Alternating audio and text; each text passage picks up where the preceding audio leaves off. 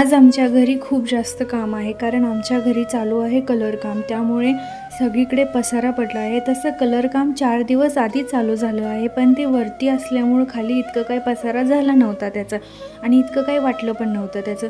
पण आजपासून खाली सगळा पसारा झाला आहे, कारण खाली सगळं काम चालू झालं आहे. त्यामुळे सगळं इकडचा इकडा पसारा झाला आहे.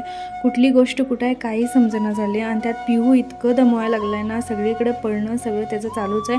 मम्मी वरती धुत होती, तवर मम्मी बोलली त्यांच्यासाठी चहा ठेव म्हणून मी सगळ्यांच्यासाठी चहा ठेवला. तवर माझा पिहू उठला, तो बघा झोपतच आहे असून.